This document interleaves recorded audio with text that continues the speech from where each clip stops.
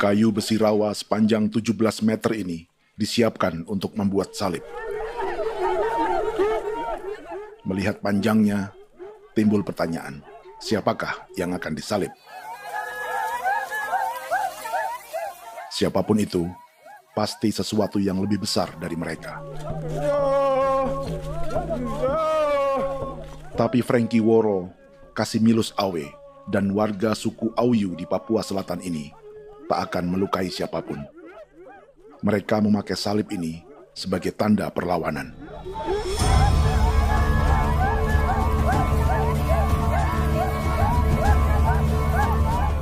Yang mereka lawan memang lebih besar,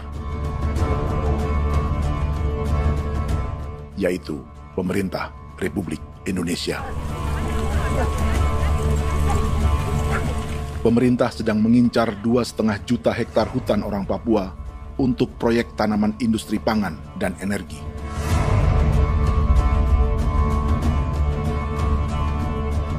Ratusan kilometer dari salib orang-orang Auyu itu, orang Muyu sedang menyiapkan gerakannya sendiri. Tapi kali ini dalam bentuk sebuah pesta.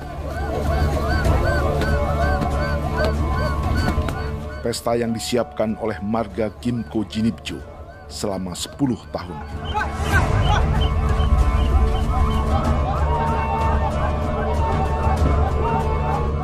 Sosok di marga ini adalah Willem Kimco, orang asli Papua yang tak punya kartu identitas kewarganegaraan manapun.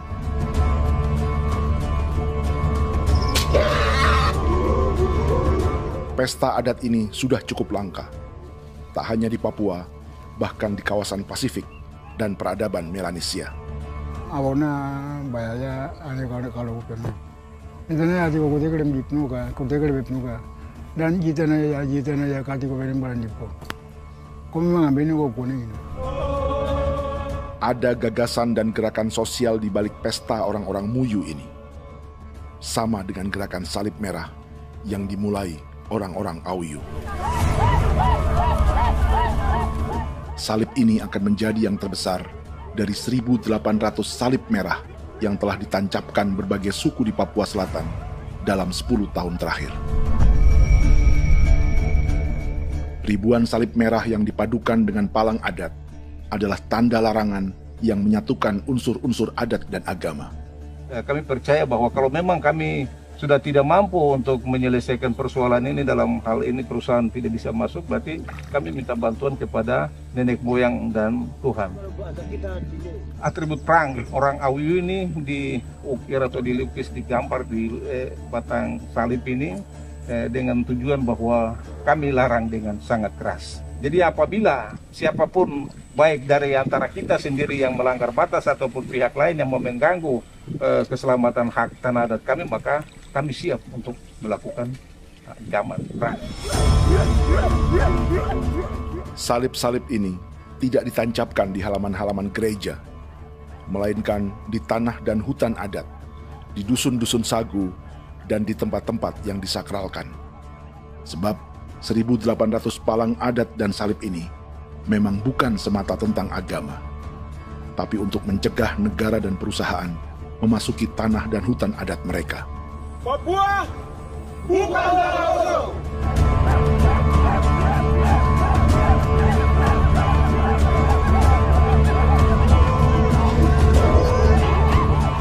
Di zaman TikTok ini, kami ingin menceritakan semua ini lewat film yang pendek.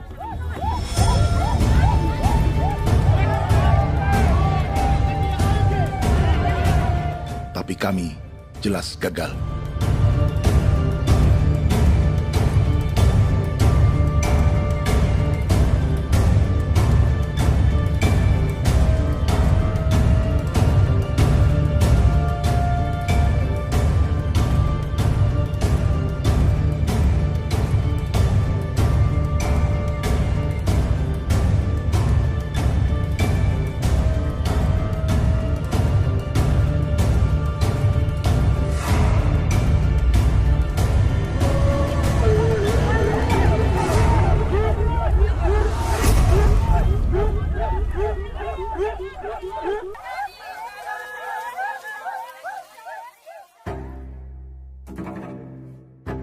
Di planet ini, ada 5 pemilik hutan hujan tropis terluas yang tersisa.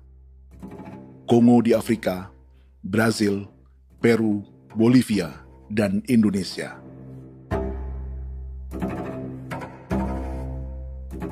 Di Indonesia, satu-satunya pulau yang hutannya masih terjaga adalah Papua, pulau terbesar kedua di dunia setelah Greenland. Lewat sejarah kolonialisme yang panjang, pulau ini kini dikuasai 2 negara. Bagian barat oleh Indonesia yang juga dikenal sebagai West Papua, dan bagian timur menjadi Papua Nugini. Dan tepat di perbatasan ini, di bagian Indonesia, sedang terjadi proyek pemusnahan hutan terbesar di dunia.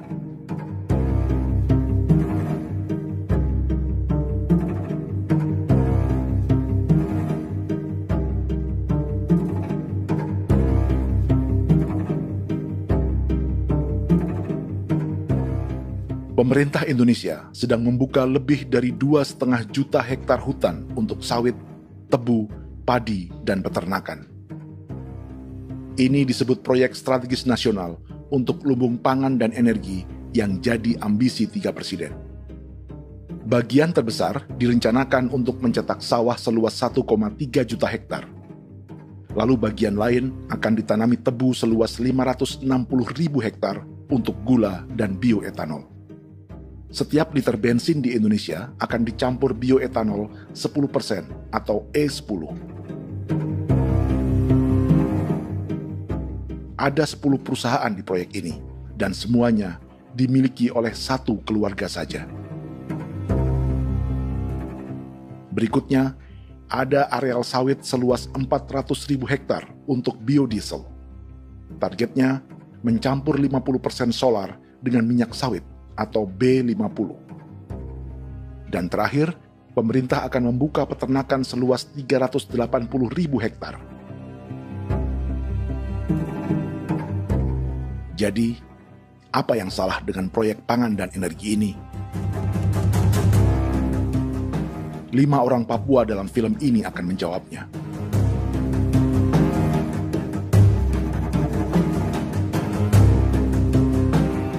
Yang pertama adalah Yasinta Moiwen dari suku Marin.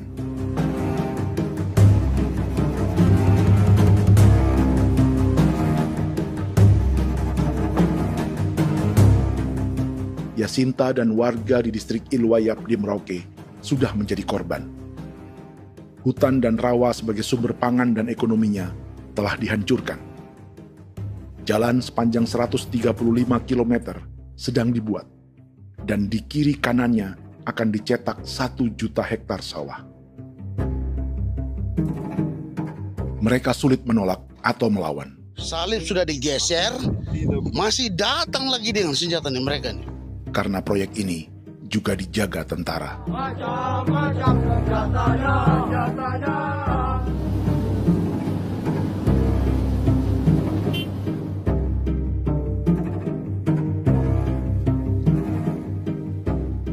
Yang kedua adalah Natalis Buer di distrik Tanah Miring, Merauke.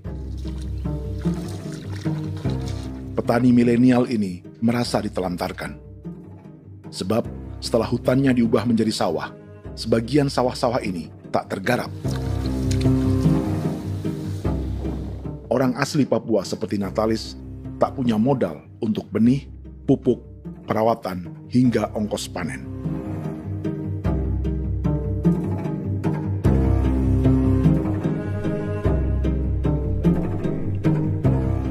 Orang ketiga adalah Vincent Kuipalo dari suku Yenan di distrik Jagebob, Merauke. Vincent dan suku Ye sedang menjadi korban. Hutan adat orang-orang Ye sedang dihancurkan untuk perkebunan tebu dan bioetanol. Tanah mereka juga diincar untuk markas-markas militer, pasukan yang akan menjaga proyek pangan dan energi ini.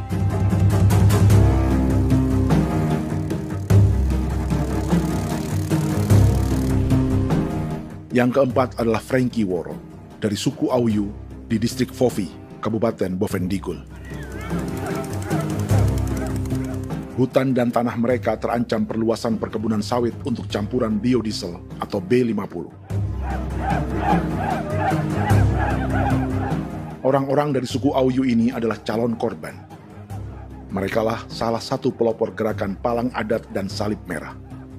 Meski kadang berseberangan dengan gereja yang mereka anggap lebih mendukung pemerintah dan perusahaan. Mereka bahkan sedang merencanakan gerakan yang lebih besar, dengan salib yang lebih besar. Tanah milik Somu Sobisiba itu bahwa tanah ini diciptakan oleh Tuhan dan memberikan warisan kepada kami. Kami ini hanya hak jaga.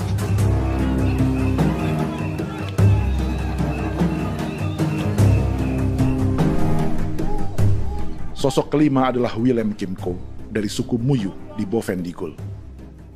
Tokoh adat dari Muyu ini hidup di garis belakang proyek negara, sehingga belum menjadi korban. Tapi mereka sedang bersiap menghadapi segala kemungkinan.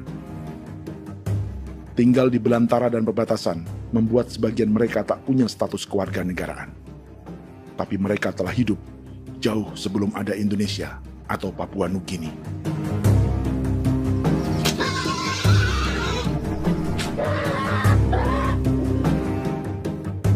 Kelimanya mewakili jutaan orang asli Papua yang sedang terancam eksistensinya. Jika kita merasa kepunahan peradaban Neanderthal di Eropa, Aztec dan Inca di Amerika, atau aborigin di Australia adalah sejarah masa lalu, film ini menceritakan bagaimana pemusnahan sebuah bangsa dan kepunahan sebuah peradaban sedang terjadi di masa hidup kita. Kepunahan bukan karena kerusakan lingkungan dan ruang hidup semata, juga karena dihantam 60 tahun operasi militer.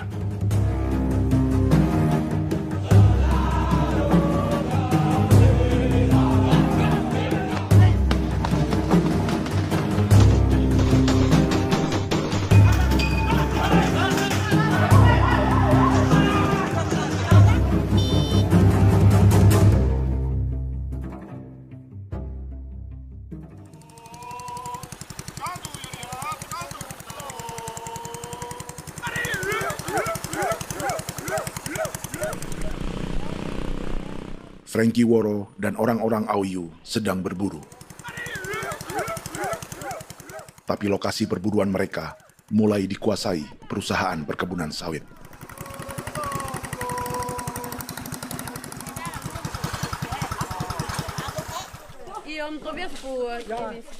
Kita akan menuju arah ke Inabusu. Di sana kami akan masuk di wilayah konsesi perusahaan PT Indo Asiana Lestari, dan di situ ya ada survei-survei mereka yang mereka pernah lakukan, tapi juga kami ada lakukan tanda-tanda saksi di sana.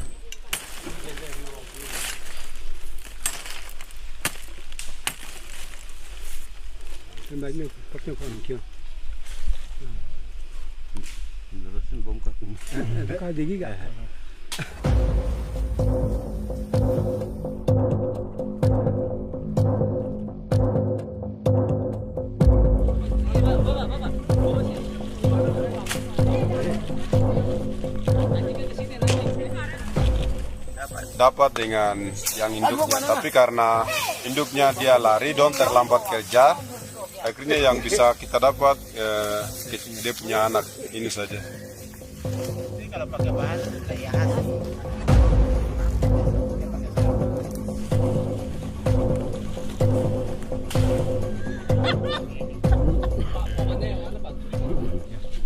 pohon ini pohon bitanggur, dia punya kayu ini kita biasa gunakan untuk kerja perahu, dan juga kulit depu getanya itu kita pakai untuk kerja ini, panah-panah ini lem, jadikan lem ini, panah-panah.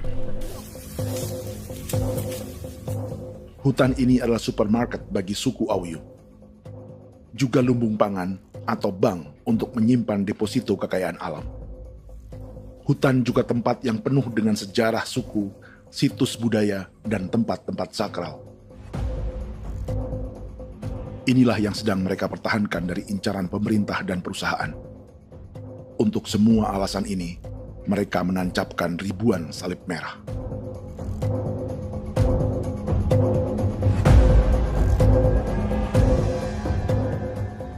Tapi dari kampung, warga suku Auyu memberi kabar pada Frankie tentang intimidasi oleh aparat negara agar mereka melepas tanah ke perusahaan sawit dan berhenti memasang palang adat dan salib merah. Ada beberapa titik yang saya sudah siap, tetapi di sini emergensi dari saya, terutama di Kampung Sokangon, PT Damai Timber. Dia mengganggu saya dengan menggunakan kekerasan maupun pihak hukum. Dan kemarin saya ada pernyataan penolakan secara resmi, tapi masih tetap dalam menggunakan pihak hukum untuk masuk, untuk harus dituntut saya untuk harus diterima perusahaan itu. Kita di situ ada 15 marga, tetapi 15 marga juga tidak setuju. Marga-marga siapa yang terima dan marga-marga mana saja yang menolak. Nanti kita lihat dari pertimbangan itu, dan di situ dan kita undang mereka untuk bicara dengan kami. Sebagai sosok yang aktif dalam gerakan, warga Auyu terus memberi informasi lapangan kepada Frankie yang tak selalu berada di kampungnya. Pernyataan yang mereka paksa saya untuk tanda tangan itu, tapi sementara saya tidak tanda tangan. Data semua ada di tangan saya. Ya. Baik, kalau gitu itu lebih bagus karena tanda tangan itu yang berbahaya. Iya. Tanda tangan itu yang lebih berbahaya karena sekarang ini modern dan canggih, dan itu yang mereka biasa pakai untuk tipu muslihat. Mereka biasa pakai itu di tanda tangan itu. Betul. Dari Bambisa juga di Sofia dia masuk untuk memaksakan kami marga untuk harus menerima perusahaan itu. Tapi kemarin kami sudah menolak. Babisa nama bosku. Babisa di sini nama bosku. Itu yang sekarang strategi militer yang sekarang mereka pakai. Jadi yang penting masyarakat itu yang benar-benar mau menolak siap dukung ketua marga siapa yang nanti tampil. Ini adalah peta konsesi sawit untuk biodiesel dalam proyek strategis nasional. Dan di distrik Fofi inilah orang-orang Auyu hidup dari sungai dan hutan. Tapi Frankie di Bovendigul masih lebih beruntung. Setidaknya dibandingkan Yasinta Mowien di Merauke yang sudah kehilangan hutan dan rawanya.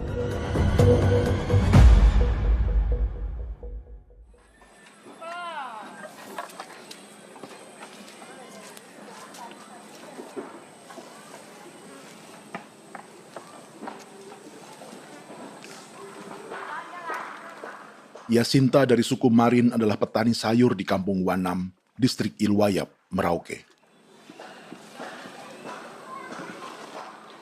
Memanfaatkan lahan yang ada, ia berkebun dan menjual hasilnya ke pasar kampung. Ini ekonomi warga di Wanam untuk menghasilkan uang, lalu memberi barang kebutuhan yang tak bisa mereka produksi sendiri. Tapi kehidupan sebenarnya ditopang oleh ekosistem hutan dan rawa. Inilah sumber pangan utama dan peradaban mereka.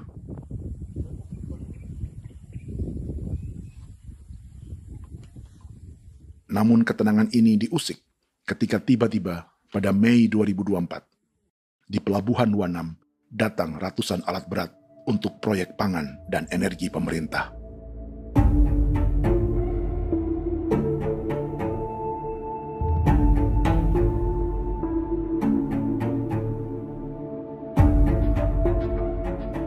Kami masyarakat setempat kami tidak tahu. Kami kaget pagi-pagi kapal sudah ada di pelabuhan kami.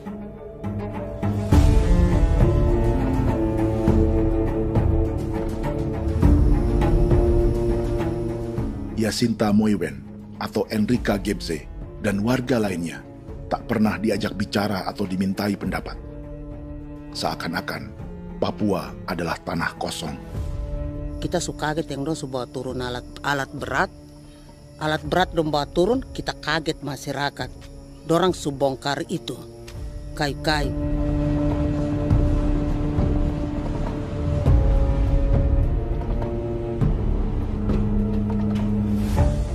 Bersamaan dengan alat-alat berat itu, juga berdatangan tentara Indonesia untuk mengawal proyek pembukaan hutan milik Jacinta.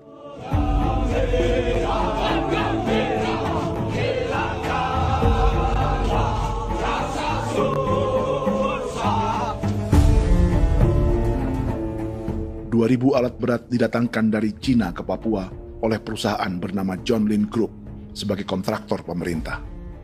Ini disebut sebagai pesanan eskavator terbesar di dunia dengan nilai 4 triliun rupiah. Misinya membuka hutan dan rawa milik orang Marin, salah satunya untuk membangun jalan sepanjang 135 km. Sementara di kiri kanannya akan dicetak sawah yang ditargetkan seluas 1,3 juta hektar. Jalan berupa garis lurus ini bukan rute tradisional ekonomi masyarakat. Jalan ini akan menghubungkan kawasan perkebunan sawit dan tebu di sebelah timur, juga untuk mobilisasi pasukan militer. John Lin Group adalah perusahaan yang dimiliki Andi Samsudin Arsyad atau yang dikenal dengan Haji Isam. Sebagian orang mengenalnya sebagai pengusaha yang hobi balapan mobil.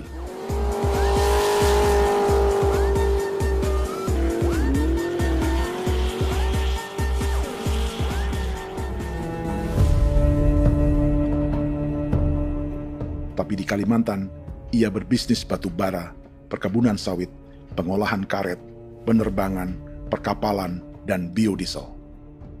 John Lin Group kini juga menjadi pemilik perkebunan tebu dan pabrik gula terbesar di Indonesia. Sayapnya melebar dari Kalimantan hingga ke Bombana, Sulawesi Tenggara. Perkebunan tebu, pabrik gula, dan industri bioetanol inilah yang juga sedang dikembangkan di Papua. Foto ini adalah momen ketika Isam bersama kerabatnya, Menteri Pertanian Amran Sulaiman dan Menteri Pertahanan Syafri Samsudin meluncurkan program biodiesel atau B50 di Kalimantan Selatan. B50 artinya setiap 1 liter solar, 50%-nya akan dicampur minyak sawit. Perusahaannya, PT John Lin Agroraya, menjadi salah satu pemainnya.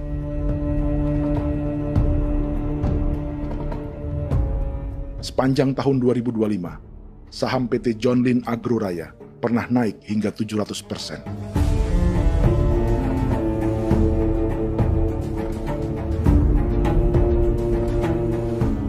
Perusahaan sawitnya yang lain, PT Pradiksi Gunatama, sahamnya bahkan pernah naik 4.000% hanya dalam 1 tahun. Dari harga saham ini saja, nilai kekayaan keluarga Isam diperkirakan mencapai 100 triliun rupiah lebih, menjadikannya salah satu keluarga terkaya di Indonesia dan salah satu pemain penting industri bioenergi. Dan di Papua Selatan inilah sebagian sawit-sawit untuk mendukung program B50 akan ditanam. Inilah tanah orang-orang Wambon, Muyu, Marin, Yei, atau Auyu seperti Frankie Ward.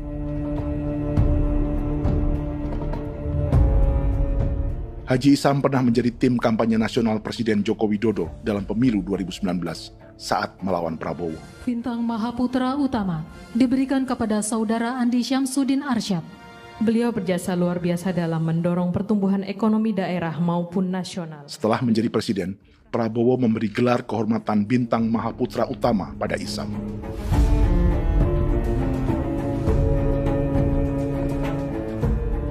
Sejumlah menteri Prabowo, juga kerabat dan orang-orang yang pernah bekerja di perusahaan Isam.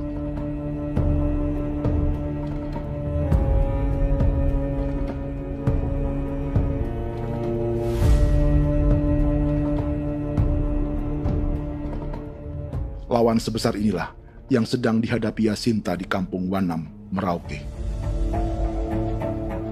Atau petani perempuan lain seperti Enrika Gebze. Jadi alam kita ini sudah rusak. Jadi kita itu biasa jalan dari sini tuh harus pasang jerat di situ, harus cari makan di situ lagi.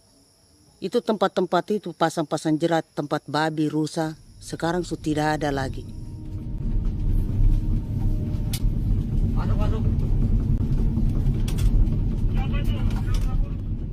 Rekaman ini memberi gambaran bagaimana Kasuari kehilangan rumah di bekas hutan dan rawa yang telah dibabat.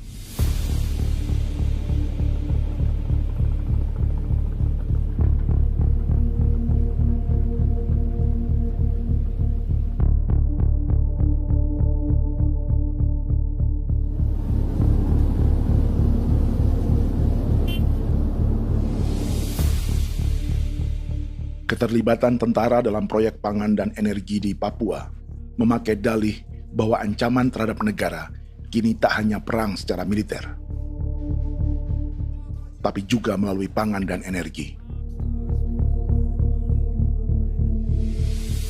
Kementerian Pertahanan pun terlibat karena proyek ini dianggap operasi militer selain perang. Jadi tugas kamu adalah menjaga sumber cadangan pangan nasional. Macam-macam senjatanya,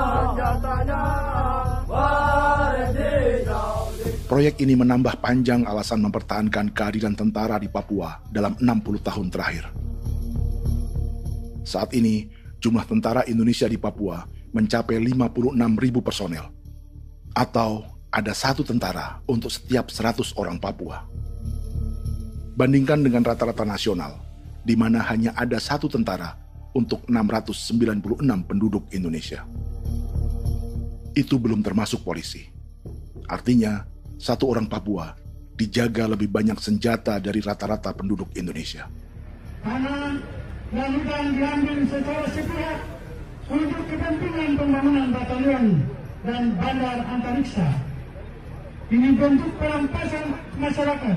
Penolakan kehadiran markas-markas militer terjadi di sejumlah tempat di Papua. Tak hanya karena trauma dan ketakutan, juga karena mengambil tanah-tanah adat.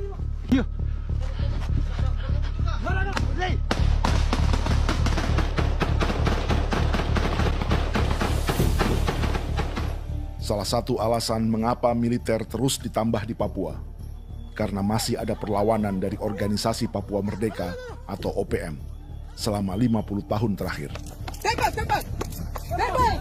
Ayo. Tapi kekuatan militer OPM diperkirakan hanya 1.430 personel dan 360 pucuk senjata. Selebihnya, mereka menggunakan senjata tradisional.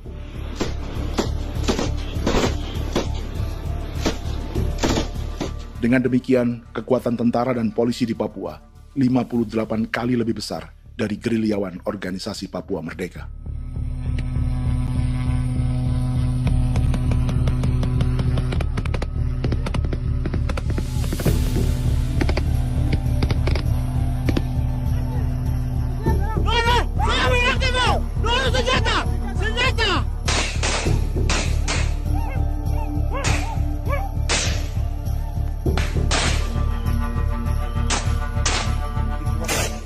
Sebagian tentara berada di garis depan pertempuran, tapi sebagian besar lainnya terlibat operasi non-tempur menjaga proyek pemerintah dan investor swasta.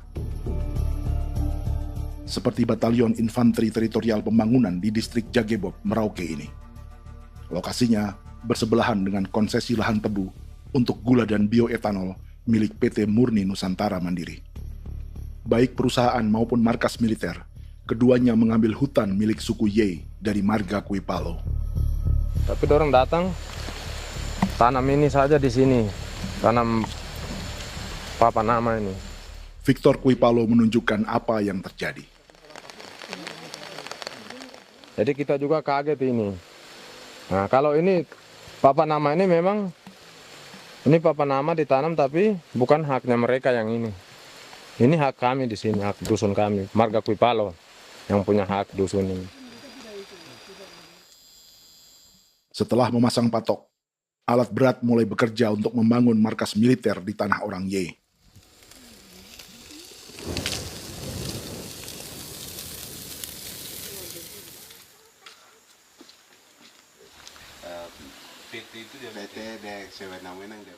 Kehadiran markas militer mengkhawatirkan warga yang pernah mengalami trauma. Takut kenapa? Kalau macam yang awal macam sekarang bu kampung hidup ini kan aman. Terus kenapa harus didirikan korem di sini? Bukankah dengan adanya Korem semakin aman, ada tentara di sini? Kalau untuk Bukampung kayaknya tidak bisa aman kalau ada tentara, paling masyarakat dipukul itu ini. Kalau Bukampung hidup begini malah saya sejahtera dan saya punya masyarakat. Apa pernah ada pengalaman buruk sebelumnya dengan tentara di daerah sini? Ada yang cerita waktu pos-pos di sini tuh di 13, 12 itu zaman katanya Patimura. Memang kasihan. Malah kita punya orang ini yang dianiaya betul, dipukul. Disuruh kerja bakti tidak mau atau lama mencari, namanya kita pangkur sagu itu butuh waktu 1 minggu. Kalau lama begitu ya paling diseret apa pukul itu. Operasi militer Indonesia di Papua dimulai tahun 1962 lewat Operasi Trikora. Tapi perlawanan bersenjata pertama di Papua baru dilakukan tahun 1965 di Manokwari. Nanti tanggal 1 Mei jam 12.30 pemerintahan di Irian Barat mutlak akan jatuh di tangan.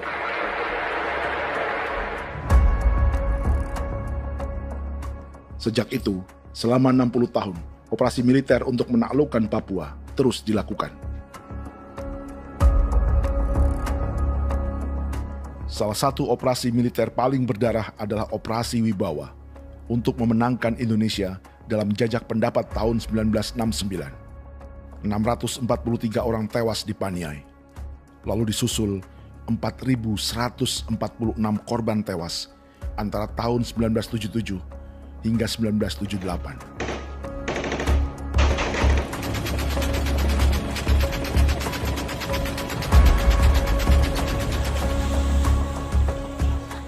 Operasi militer ini menimbulkan gelombang pengungsian hingga kini. Dewan Gereja Papua mencatat 103.000 orang menjadi pengungsi pada tahun 2025 dan nyaris tak diberitakan media-media Jakarta.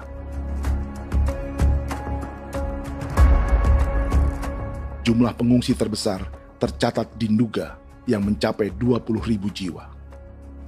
Banyak di antaranya yang sedang hamil, seperti Jubiana, salah satu pengungsi Nduga. Jadi ini takarik masih kaki be muguruk berselari namen wane gosel bigari me egirik munene an nimbo mesle berselar nene wam darik lek prak de oi gore bangal no so ndak lo yo nandam me anet ndang no gat de nanen di ko nerwa membri wal marwa egirik munene wa tri ngel no semana ngal siak ya ber kumbik nyak masala orena me wo sulu rina men wani go semane kuman nak wani ndemo lo ndak misalina me bre go lo nak semana ne be minit waru ra kana bi ni dige war de mino pragit de laina bulan Maret April yana mana kantan barak na lire na bam ne Jubiana lalu menamai anaknya pengungsi Kogoya. Selain Jubiana, juga ada Emma dari Maibrat yang melahirkan di hutan.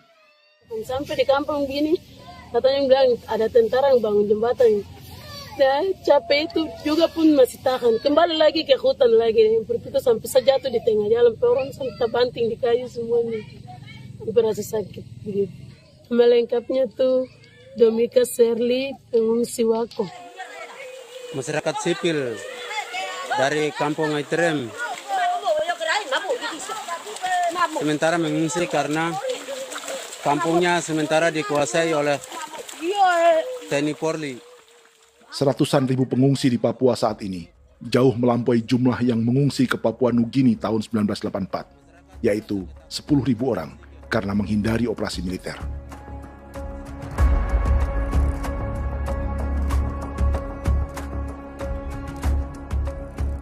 Bersamaan dengan operasi militer, eksploitasi sumber daya alam Papua juga dilakukan sejak masuknya tambang emas dan tembaga Freeport pada tahun 1967.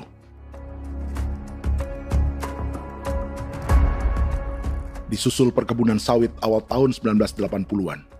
Lalu ada perburuan buaya untuk diambil kulitnya. Sebelumnya, ada eksploitasi gas alam di Teluk Bintuni, pencarian besar-besaran kayu gaharu, atau pembukaan hutan tanaman industri. Ini belum termasuk perburuan dan perdagangan ikan arwana di selatan Papua, penebangan kayu merbau dari hutan-hutan Jayapura, emas di Blok Wabu Intan Jaya, bahkan nikel di pulau-pulau kecil Raja Ampat. Dan kini, dalam skala yang belum pernah terjadi dalam sejarah, Papua dipaksa mencetak sawah, tebu untuk bioetanol, dan sawit untuk biodiesel.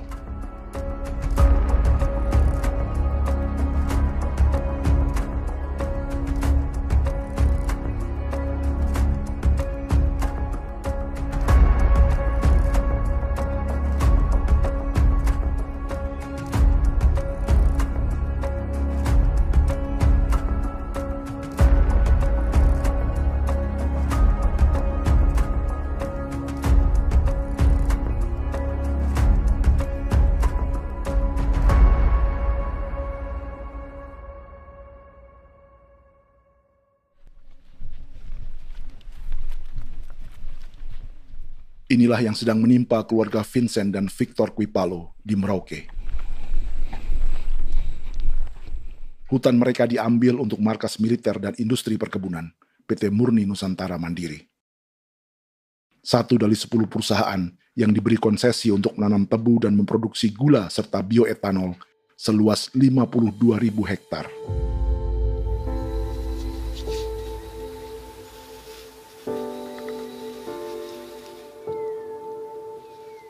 Perusahaan ini dianggap mengambil hutan dan tanah orang-orang Ye, terutama marga Kuipalo, yang memiliki hak adat terhadap 2.300 hektar hutan.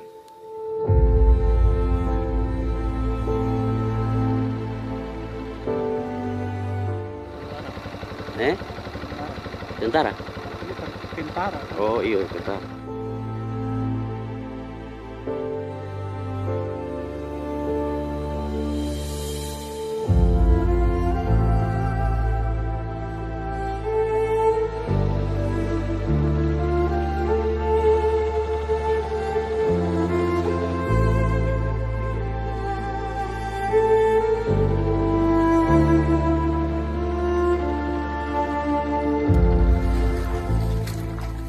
Keluarga Kuipalo sedang melihat apakah perusahaan semakin mengancam tanah mereka. Dan kekhawatiran itu terbukti. Iya, makanya tadi saya bilang ini dari sini saja dekat ini sudah masuk di dalam ujung lapang ini. Ini hutan, yang ini hutan yang dorong ada bongkar sekarang ini. Ini sudah punya alat sudah dekat ini. Dekat sekali ini. Ini di sini. Nacau, kelapa itu yang jalan lama, jalan setapak ini. Dari udara, terlihat alat-alat berat semakin mendekati tanah orang-orang Ye, marga Kuipalo.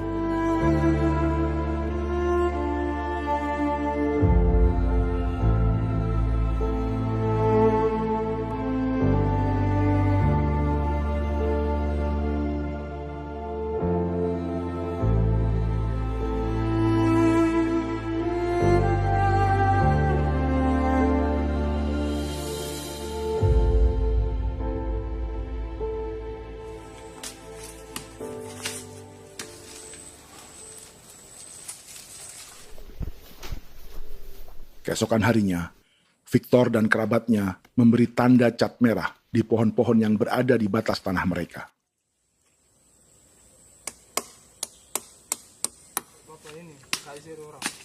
Tapi tanda peringatan adat ini tak diindahkan perusahaan.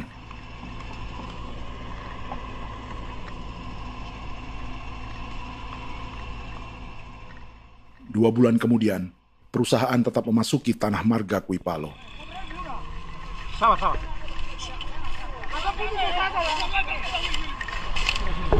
manusia, kau lihat. Tapi sudah sakit hati sekali saya kata adik.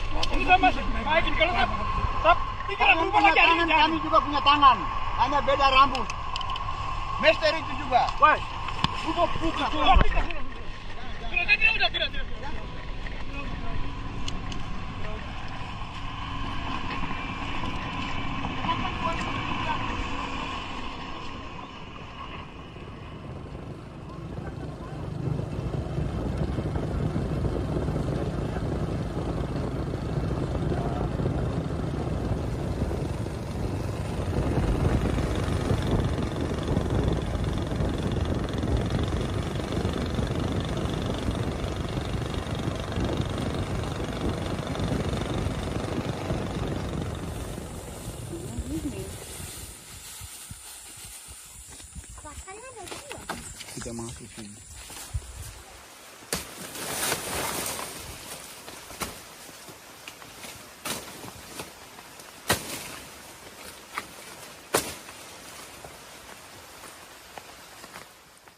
Jadi ya untuk itu seperti saya katakan tadi, apakah lebih baik kita tidak usah ada kah atau bagaimana, kita pisahkan,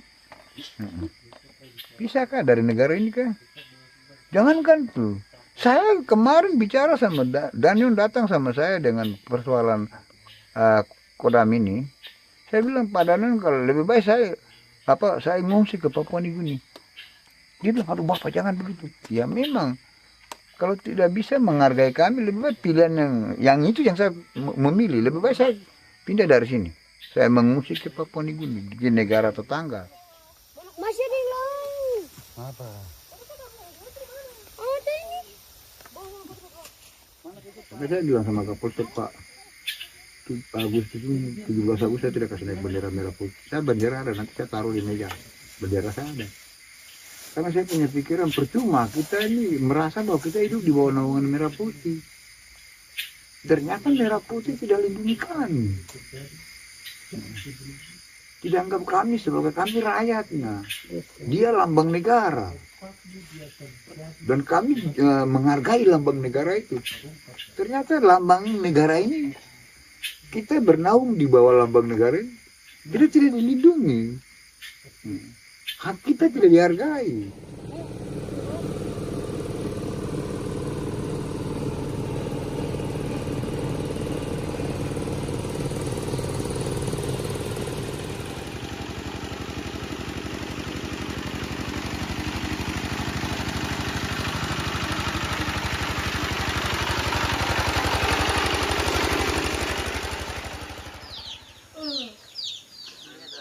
Marga Kuipalo dari suku Ye terus mendapat teror dan intimidasi agar melepas tanah mereka yang hanya dihargai Rp300.000 per hektar.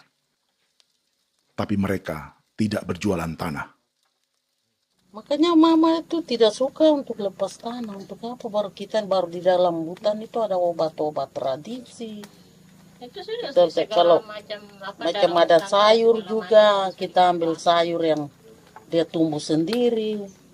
Jadi kita ini mau kemana, kalau itu sudah digusur, ya habis. Kita ini jadi penonton.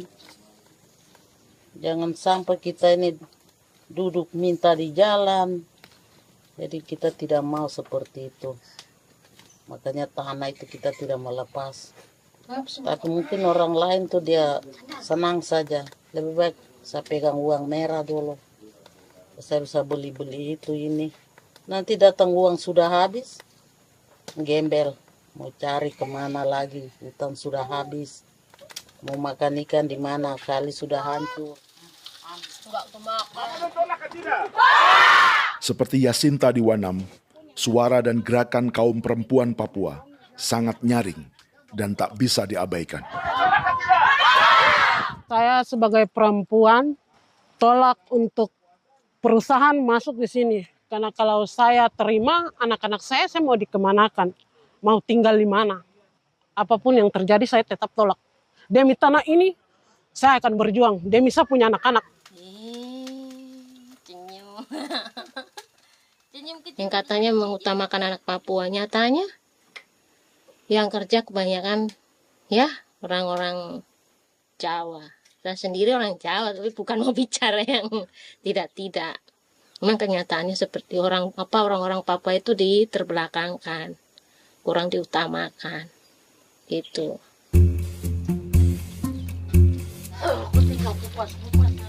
Proyek food estate seperti mencetak sawah, bukannya tak diikuti warga Papua.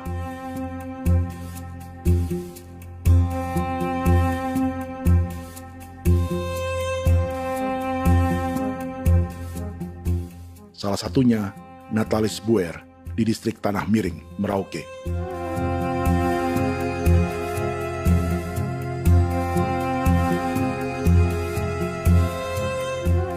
Setelah menghabisi hutan, pemerintah Indonesia mencetak sawah untuk tanaman padi karena beras mulai menjadi makanan pokok menggantikan sagu. Sebagian besar penggarapnya adalah warga transmigran yang datang sejak era 1980-an. Bahkan petani transmigran sudah ada sejak Belanda membuka proyek padi kumbe di distrik Kurik. Lokasi yang sering jadi langganan pejabat Indonesia memamerkan sawah di Papua. Tapi Natalis juga ingin belajar menanam padi atau bersawah. Namun ia kesulitan karena dibutuhkan modal untuk benih, pupuk, hingga pemeliharaan dan panen. Lalu sawah-sawah ini pun mulai dikuasai pendatang.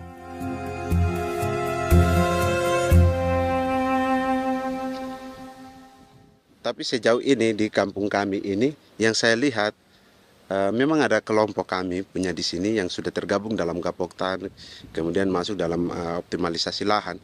Tapi baru saya anak asli yang punya lahan di sini. Mereka tidak punya. Pemerintah dalam hal ini adalah Kementerian Pertanian bersama-sama Kementerian Pertahanan yang dalam hal ini pada garis di bawahnya adalah TNI Angkatan Darat, memberikan support yang maksimal kepada masyarakat khususnya di Merauke dalam rangka. Saya kemarin habis 9 juta. 9 juta ya? Iya, 9 juta karena dia sudah tidak dipakai toh. Ya. Perempuan Papua seperti Filomina juga mau bertani. Pemerintah memberi bantuan Rp900.000 per hektar lewat program optimalisasi lahan atau OPLAH. Tapi dibanding biaya produksi dan harga jual gabah, Filomina mengaku berkali-kali rugi dan kini memutuskan tak lagi menggarap sawahnya. Terus kita harus cari uang untuk kondek. Betul. Karung kita beli. Karung beri sendiri lagi. Tenda kita beli. Ini dari yang offline ini don tidak siapkan. Tidak ada. Tidak ada ya, jadi mama don sendiri. Itu yang saya ada bilang, 900.000. Itu modal untuk kerja sawah ini. Mulai dari kerja sampai nanti panen. Panen. Wih, ngeri sekali. Iya, lucu toh? Tidak dapat itu. Betul, Mam. Dong maksud begini. Kalau disuruh tanam ubi berhektar-hektar, mari datang. Kita tahu cara rawatnya bagaimana, iya. Tanamnya bagaimana, tanam model bagaimana supaya hasilnya model begitu. Kita tahu. Kalau yang ini kan kita baru belajar.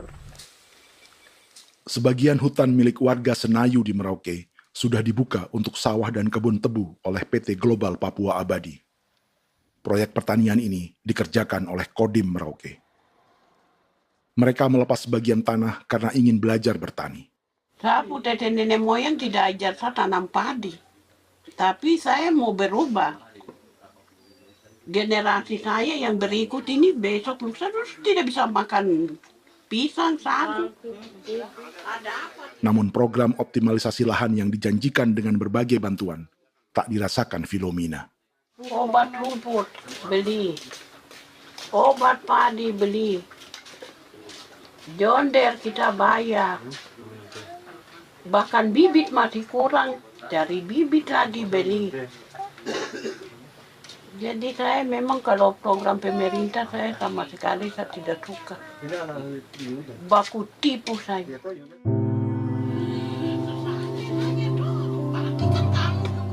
Mereka merasa ditinggalkan sendiri, jatuh bangun belajar bertani padi. Sementara sumber pangan dan air yang semula mudah didapat, kini telah berganti sawah dan kebun tebu.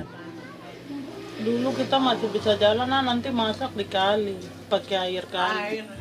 Minum pakai air kali. Sekarang kok mau masak? Tidak ada air. Air sudah susu, mau minum tidak bisa. Sudah dengan obat. Drone semprot tebu itu saja drone. Drone yang semprot. Saya lihat di itu. Jadi kita bukan drone yang terbang di atas untuk disemprot. Dong lempar pupuk di bawah ya dia mengalir ke kali. Mengalir ke kali, ke rawa-rawa.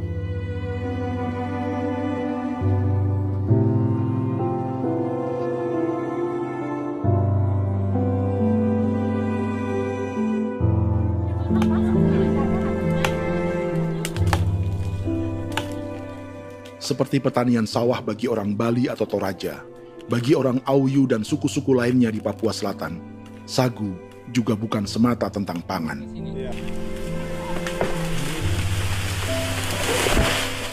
Bagi orang Auyu dan Marin, sagu adalah kerabat, sosok orang tua, sosok nenek moyang yang harus dijaga dan dilindungi. Lagi bikin apa mama ini mama? Pakai tokok itu sagu.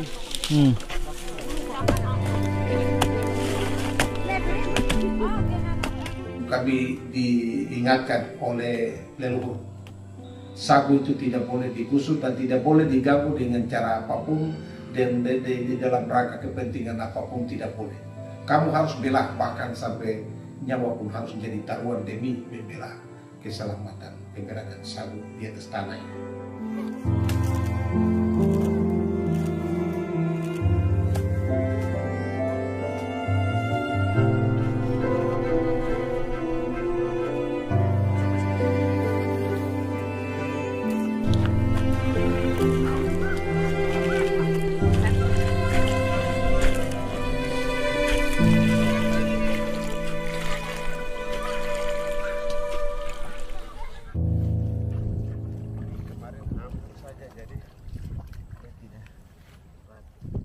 Menurut Natalis, pemerintah di Jakarta mendefinisikan lumbung pangan semata urusan beras dan mencetak sawah.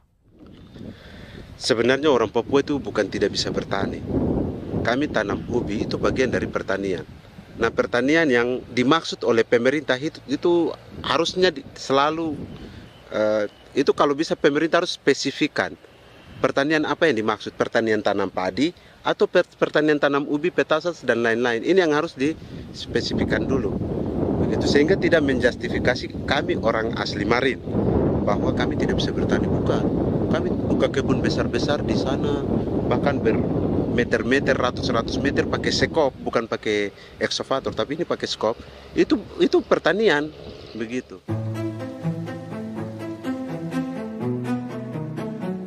Bagi Natalis, alih-alih memaksimalkan sawah-sawah yang sudah ada untuk petani Papua, pemerintah selalu membuka hutan baru, seperti dikerjakan perusahaan John Lynn Group dan melibatkan tentara. Padahal, sejarah keterlibatan militer dalam proyek food estate atau cetak sawah adalah sejarah kegagalan yang bertubi-tubi 4 presiden selama 30 tahun terakhir.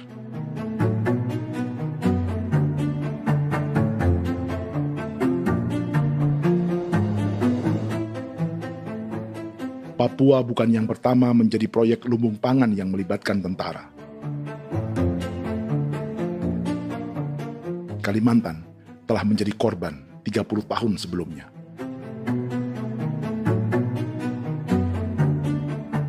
Ini adalah bekas hutan yang sudah dibuka di Pulang Pisau, Kalimantan Tengah.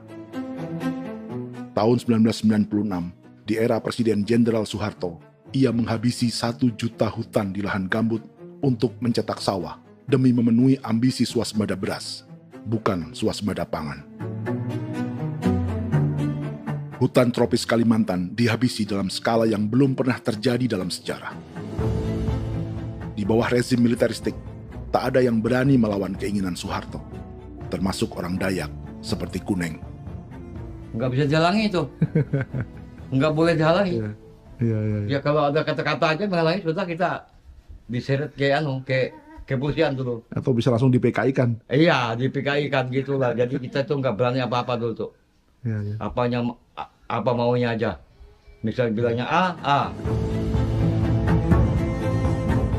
Setahun setelah pengundulan hutan skala besar itu, tahun 1997, untuk pertama kalinya Kalimantan mengalami kebakaran lahan dan kabut asap terbesar dalam sejarah.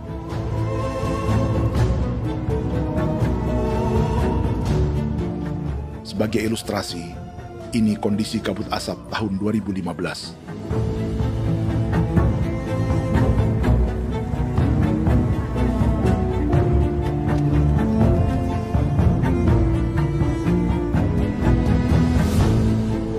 Proyek 1 juta hektar sawah Jenderal Soeharto itu gagal. Bendungan dan saluran irigasi mangkrak hingga kini.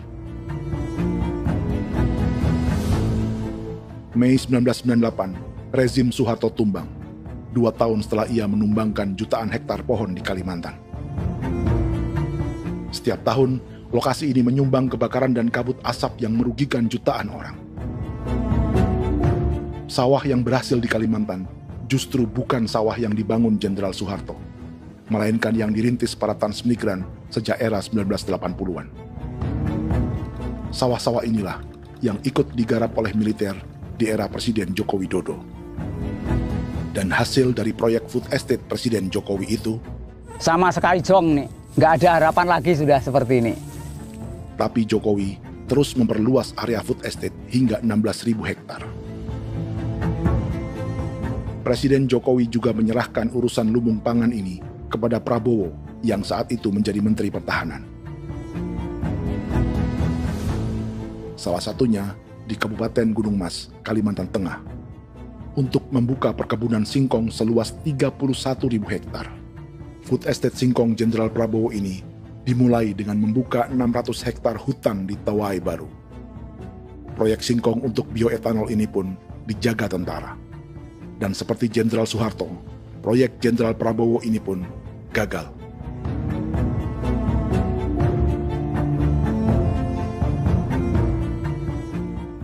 Dengan reputasi ini, Joko Widodo dan Prabowo justru sedang membuka 2,5 juta hektar di Papua.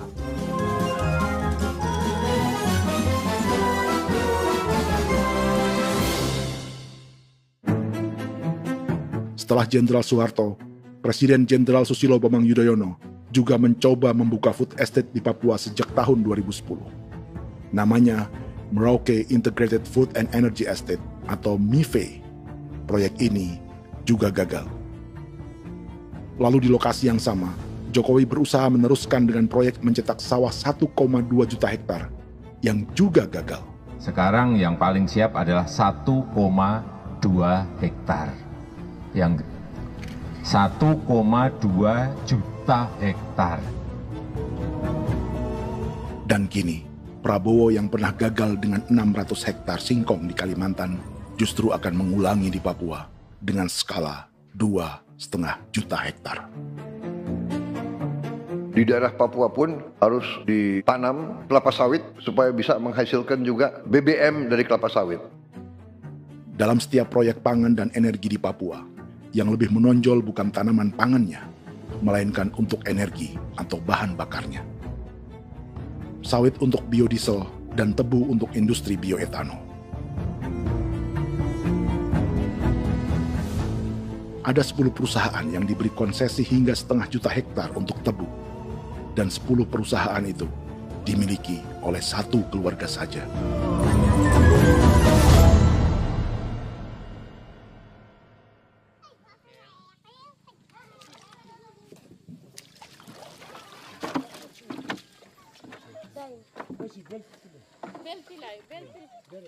Para perempuan Auyu di Bovendigul akan berangkat memancing.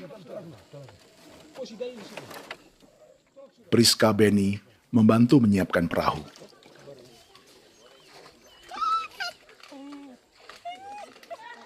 Mereka akan mengumpulkan bahan pangan di hutan untuk persiapan acara penancapan salib merah berikutnya.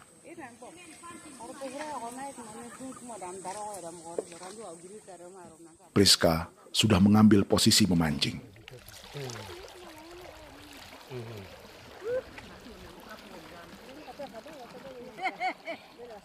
.800 salib merah telah dipasang di wilayah adat berbagai suku di Papua Selatan untuk menghalau perusahaan sawit dan tebu.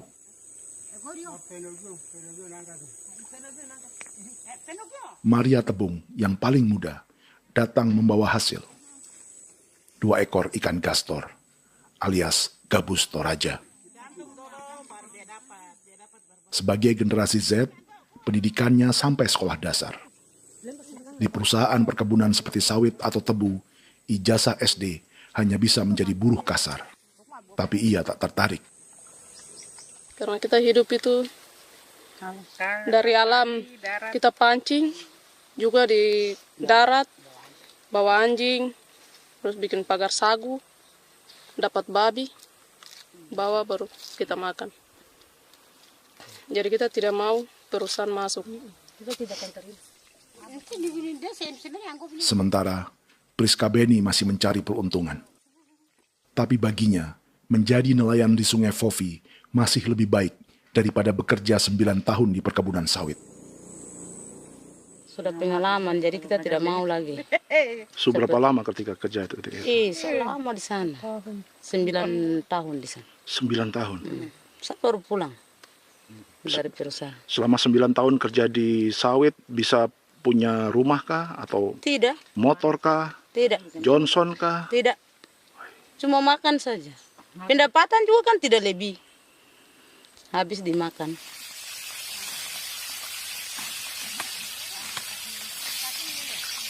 Satu minggu libur berapa hari? Tidak libur. Minggu tetap kerja? Tetap kerja. Tidak bisa ke gereja? Hari Minggu kerja. Hari Minggu juga kerja. Dia tidak mengenal agama perusahaan itu. Di grup perusahaan sawit Korindo, Priska digaji 2 juta rupiah per bulan dan tinggal di mes karyawan.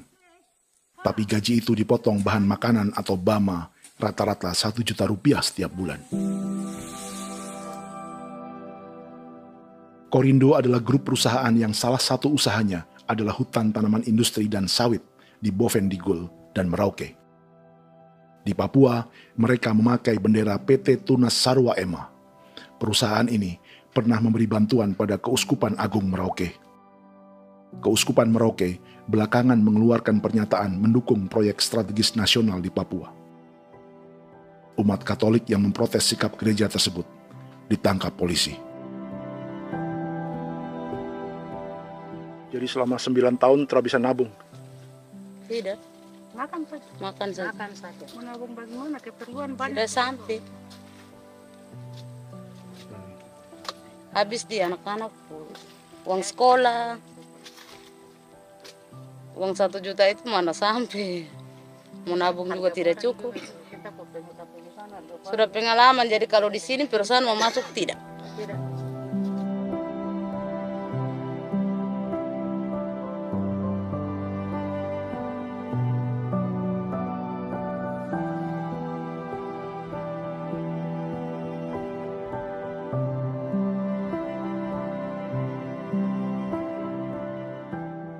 Dan menu makan siang seperti ini agaknya sulit bagi buruh sawit atau tebu yang digaji 2 juta rupiah per bulan.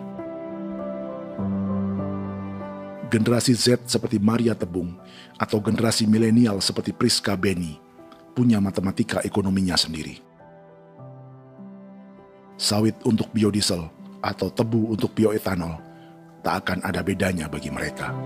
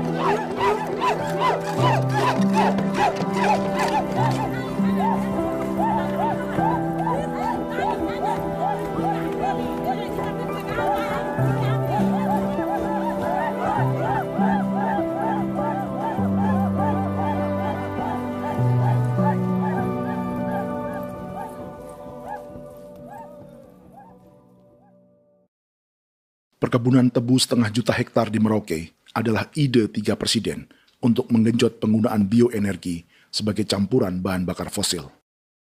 Selain swasembada pangan, swasembada energi di daerah Papua pun harus ditanam kelapa sawit supaya bisa menghasilkan juga BBM dari kelapa sawit. Juga tebu menghasilkan etanol. Singkong, kasava juga untuk menghasilkan etanol. Bioetanol adalah bahan bakar nabati atau tumbuhan yang dapat dicampur dengan bensin. Sama dengan program biodiesel yang mencampur solar dengan minyak sawit. Pertamina saat ini sudah menjual BBM bioetanol dengan campuran 5% yang dipasarkan dengan merek Pertamax Green 95. Tapi pemerintah ingin menaikkan kadarnya menjadi 10% atau E10. Maka ke depan kita akan mendorong untuk ada E10. Kemarin malam sudah kami rapat dengan Bapak Presiden. Bapak Presiden sudah menyetujui untuk direncanakan mandatori 10% etanol. Idenya untuk mengurangi ketergantungan pada bahan bakar fosil yang diimpor dan menimbulkan polusi.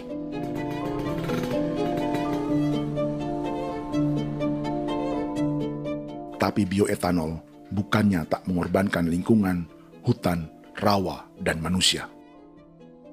Karena program E10 membutuhkan 7,3 miliar liter bioetanol, maka lahan yang dibuka untuk menanam tebu bisa mencapai 1,3 juta hektar. Sementara saat ini, luas perkebunan tebu di Indonesia hanya 500 sampai 600 ribu hektar. Artinya, butuh lahan baru hingga 800 ribu hektar untuk menanam tebu. Dan 500 ribu hektar diantaranya sedang dibuka di Papua. Hutan yang tadinya untuk menumbuhkan pangan berubah jadi tanaman untuk bahan bakar di jalanan. Kecepatan pulihnya hutan beradu dengan jumlah dan kecepatan kendaraan di jalanan.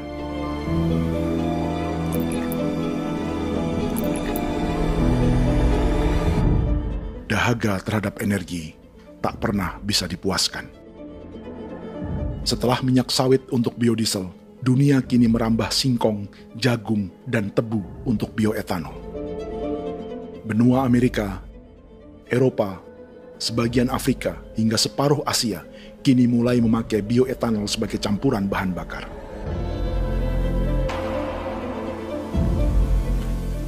Selain perebutan lahan, masa depan dunia juga dibayangi semakin mahalnya harga pangan karena persaingan antara perut manusia dengan tangki kendaraan.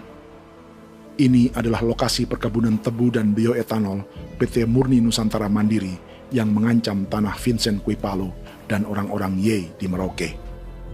Beberapa kilometer di selatan adalah PT Global Papua Abadi yang mengancam tanah orang-orang Muyu dan Marin. Dua perusahaan ini adalah bagian dari 10 perusahaan yang mendapat konsesi lahan untuk tebu dan bioetanol di Merauke. Batas konsesi mereka bahkan sama dengan batas negara Indonesia dengan Papua Nugini. Salah satu ciri bahwa peta konsesi ini dibuat di Jakarta dari atas meja. Sama seperti kolonial Inggris dan Belanda ketika mereka membagi pulau Papua dengan garis lurus pada abad 19. Seakan Papua adalah tanah kosong. Bedanya, meski peta konsesi ini mengatur batas 10 perusahaan, tapi perusahaan-perusahaan ini sebenarnya dimiliki oleh satu keluarga saja. Ini nama 9 dari 10 perusahaan tebu dan bioetanol di Merauke, Papua. 99% saham mereka dimiliki sebuah perusahaan bernama PT Merauke Nusantara Manis. Sementara 1% sisanya dimiliki PT Merauke Gula Mandiri. Tapi saham kedua perusahaan ini dimiliki PT Merauke Sugar Group.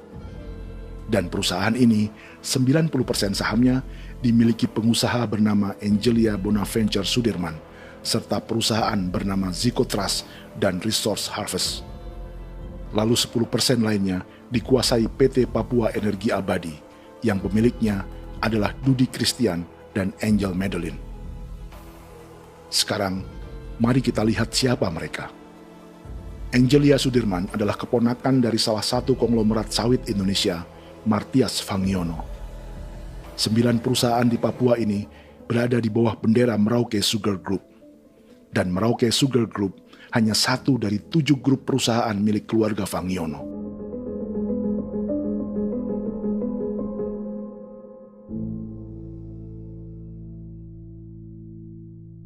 Ini Martias Fangiono.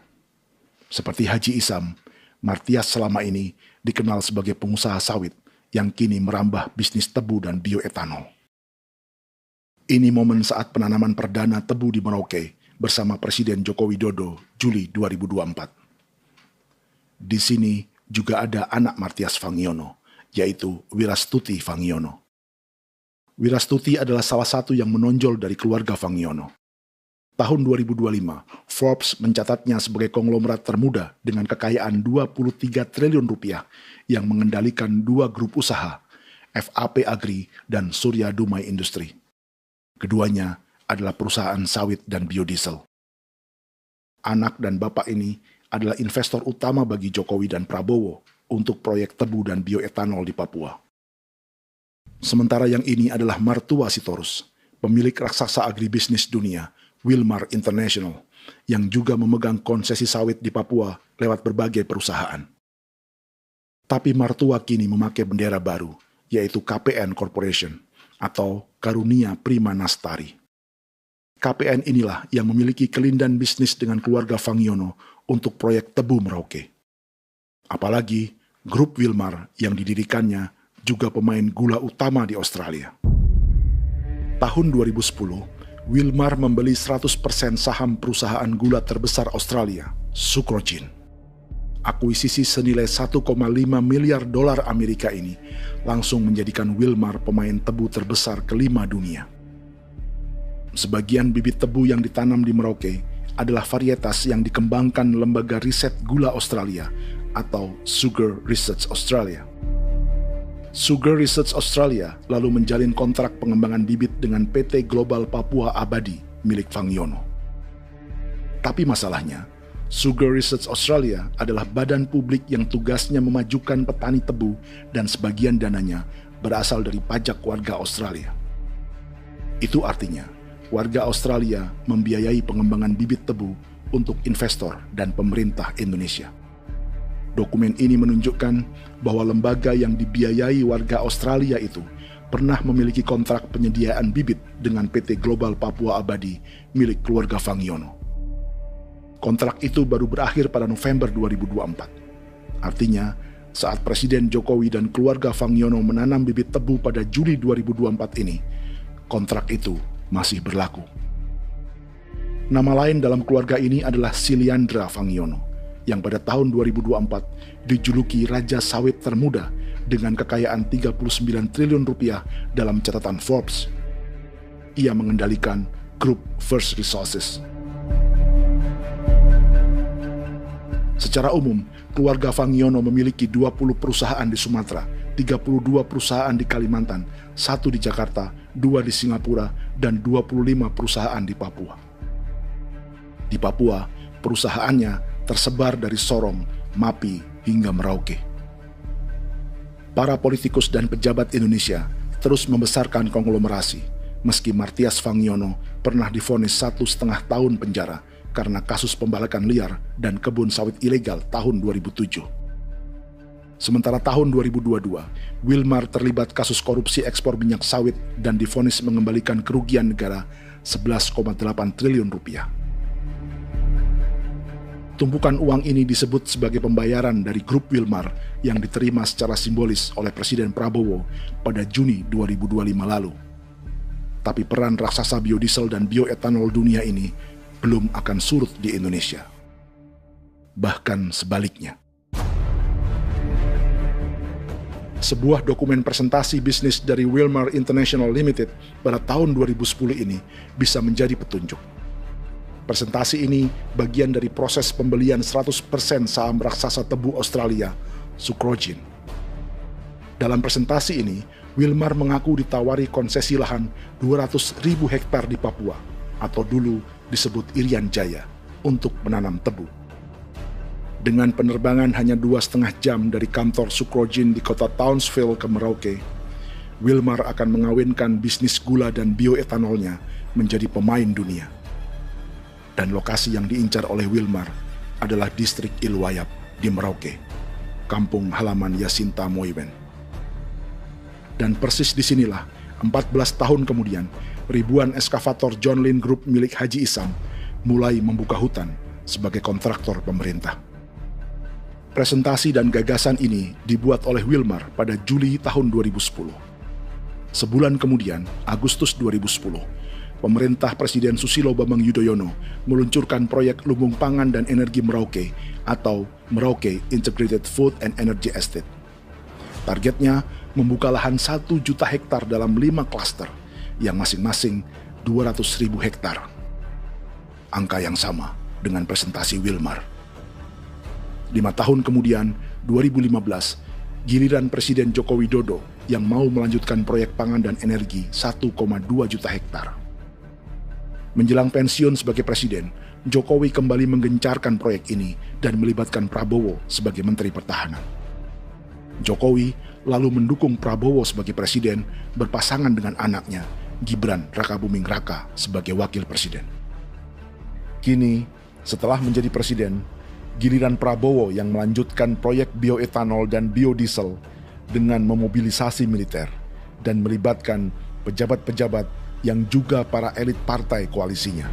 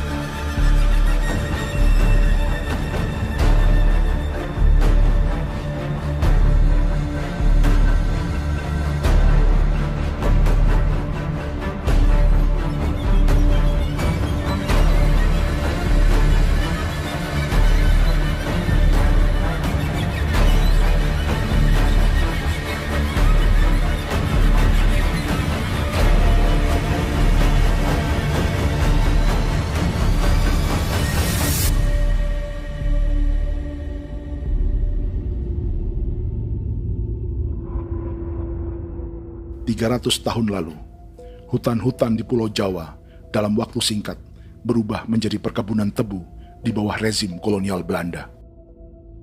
Orang Jawa menjadi buruh dan petaninya dipaksa menanam tebu. Dari kolonialisme dan politik tanam paksa itu, Belanda memperkaya negara dan para investornya. Tak puas membuka hutan untuk perkebunan di Jawa dan Sumatera, kolonial Belanda menanam tebu hingga di Suriname dan mengerahkan ribuan orang Jawa sebagai buruh pada tahun 1890. Inggris yang sudah menguasai negara seluas India dan Papua Nugini pun masih menanam tebu jauh di tengah Samudra Pasifik, di tanah orang-orang Fiji. Lalu memindahkan puluhan ribu orang India menjadi buruh di sana. 200 tahun sebelumnya, ratusan ribu orang Afrika bahkan diperbudak untuk bekerja di perkebunan-perkebunan tebu Spanyol dari selatan Eropa hingga Karibia, Kuba, atau Jamaika. Jika dulu tebu menjadi gula atau emas putih, kini cerita kolonialisme tebu berlanjut di Papua untuk bahan bakar nabati atau bioetanol. Dan seperti semua cerita tentang kolonialisme, akan ada yang berpesta dan ada yang membayar. Dalam setiap cerita pesta kolonialisme, baik di Jawa, Karibia, atau di Papua, selalu melibatkan para elit lokal, dari pejabat, perwira, hingga agamawan. Tapi dalam setiap kolonialisme, juga selalu ada cerita tentang mereka yang mempertahankan diri dan melawan.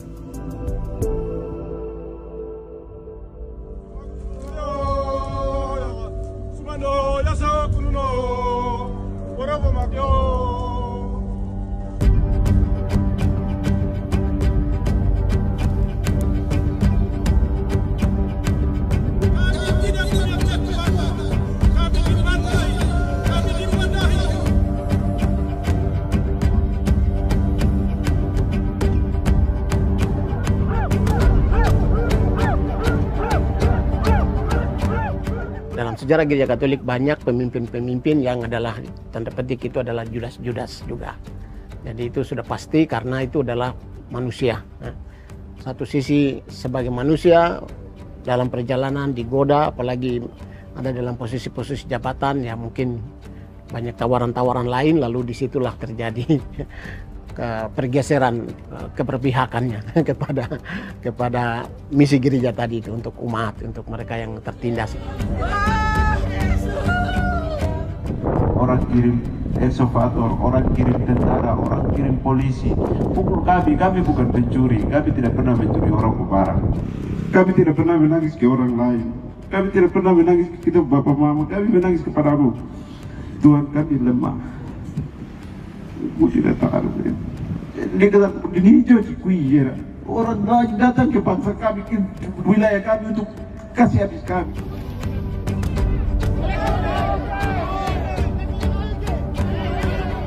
Yakimam Dehi, Yakimam Dehi, Bono Yahadigul Dehi, Bono Yahadigul Dehi. Kita buat sasi seperti begini untuk menolak perusahaan apapun yang masuk di tanah kami. Kalau kita kasih, kita bikin rusak sekarang, kita punya generasi berikutnya mau dapat kemana. Jadi kita nyatakan sikap di sore hari ini, kami tolak. Apa yang dilakukan pemerintah untuk PSN adalah kejahatan. Pemerintah bagian dari kejahatan, aktor perusak dan pembunuh terhadap negara, terhadap alam, hutan, terhadap manusia. Jadi negara jadi aktor pembunuh. Jadi Pilatusnya siapa? Negara, pemerintah Jakarta ini. Tanah Wiu bukan tanah kosong. Masyarakat adat kami masyarakat. Perusahaan tolak. Biar nasa.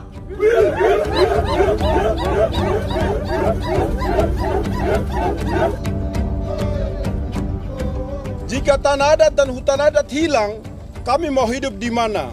Maka di sini saya mau bilang, negara jangan tipu-tipu kami lagi.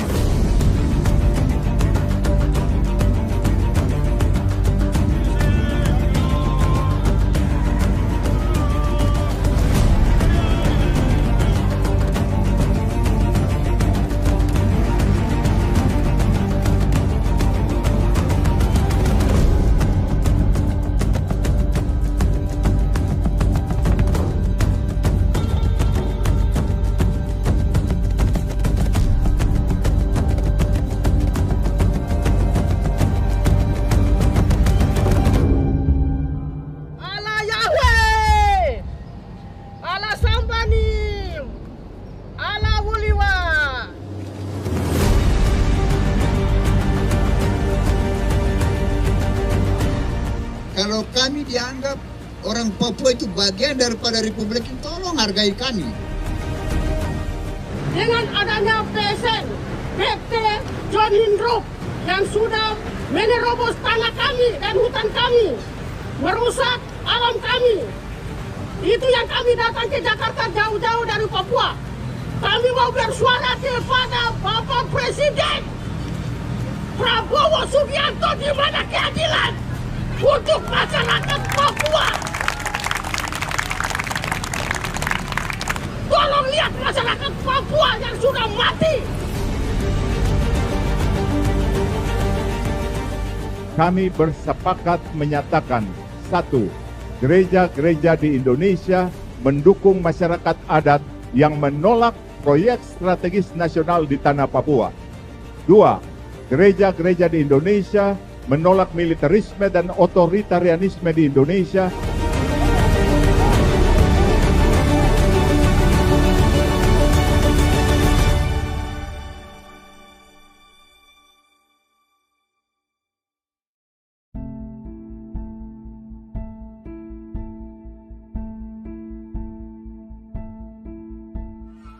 Kita sering merasa banyak hal buruk sudah jadi cerita sejarah.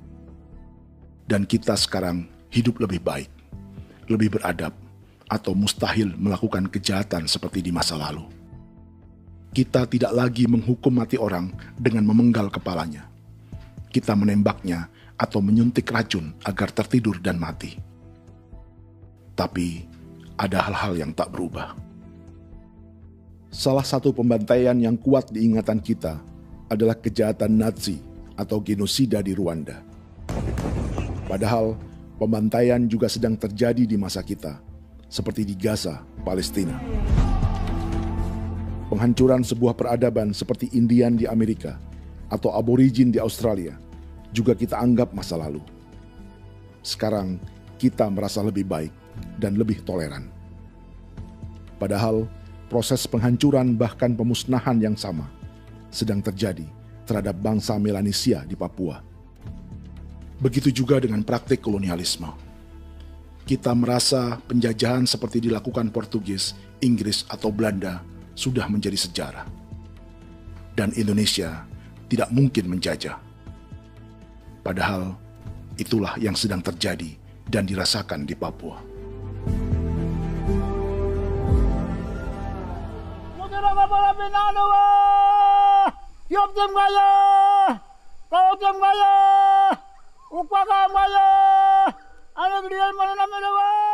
Jalannya sejarah ini disadari Willem Kimco di pedalaman Bovendigol, Papua. Hidup terpencil dan tak tersentuh urusan negara bukan berarti selalu aman.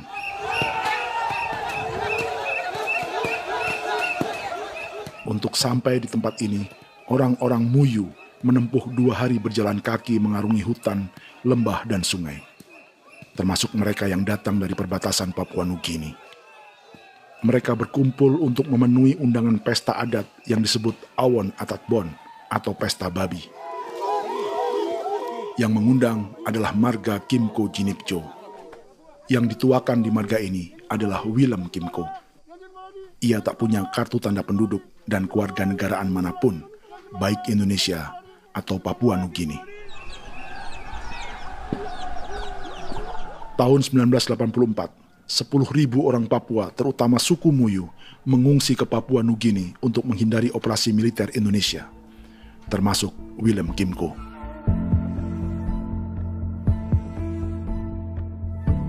Apa yang membuat pesta adat ini istimewa? Apa bedanya dengan acara serupa yang dihadiri pejabat, tokoh agama, LSM, atau yang direkam oleh kru televisi dan konten kreator? 18. Pertama, untuk membuat pesta babi, orang Muyu perlu persiapan selama 10 tahun. Sebab, babi-babi yang akan jadi bagian dari pesta ini tak boleh dibeli, alias harus dipelihara sendiri. Babi-babi ini bukan bantuan pejabat pemerintah, gereja, atau LSM.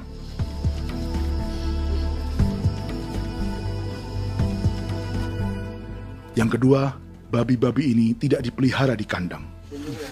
Jadi punya nama babi ini kah? Harimau. Harimau? Harimau.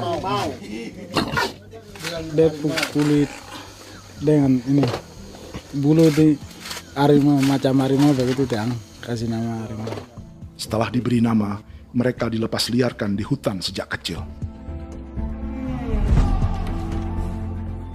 10 tahun kemudian, jika tiba saatnya pesta, para pemburu akan mencari mereka di dalam 479 hektar hutan milik marga Kimco. Suku atau marga lain tak akan mencurinya di hutan, karena mereka sudah punya babi dan wilayah masing-masing. Itu artinya, mereka harus tetap menjaga dan mempertahankan hutannya agar babi-babi bisa hidup. Demikian juga dengan lahan pangan mereka, yang menumbuhkan sagu, keladi, atau aneka sayuran.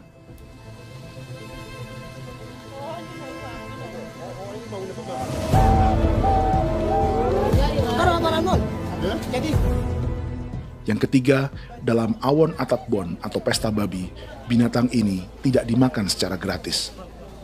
Setiap marga atau klan dalam suku Muyu akan membayar jerih payah tuan rumah menjaga hutan dan memelihara babi.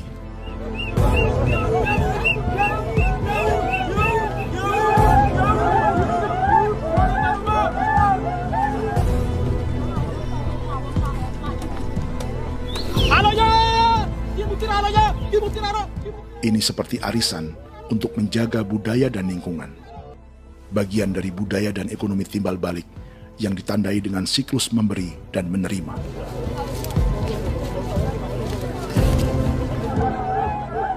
Ini juga cara orang Muyu membangun dan memperluas aliansi. Awon bet begul bet, ulan yau kando bet, asat bet anani, asat bet jenek liga anani, oh ado amten anani, menini tu na jaga, kepo kemo ko di mana, kepo kemo mayat ni, kep tetek mo mayango, kep kanin bet wini ke iftore wen, ni wen ni tu na jaga dek me, oke, kepo nanti ku tahu kemo, kepo kepasak ku tahu nanti, kon keneman gini wani wani, koko kati bolon jabengo, koko kuning bolon ja. Jika Willem Kimco dan marganya bisa menjaga hutan dan wilayahnya, marga lain ikut diuntungkan sebagai sebuah ekosistem. Demikian juga sebaliknya. Alasan keempat, mengapa pesta babi ini memiliki tempat khusus dalam peradaban orang Muyu, karena Willem Kimco khawatir peradaban mereka akan punah, menyusul ancaman terhadap ekosistem dan hutan. setiap marga atau klan harus mengkonsolidasi diri dan membangun aliansi.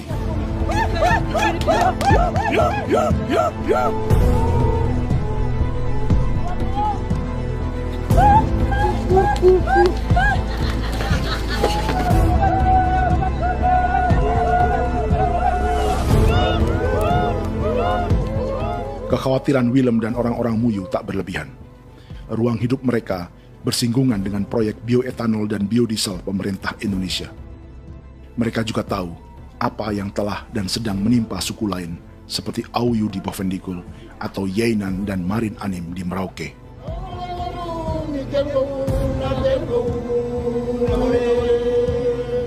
Jika suku-suku lain menggunakan palang adat dan salib merah sebagai gerakan perlawanan, orang-orang Muyu memakai pesta babi untuk mempersiapkan diri dan konsolidasi.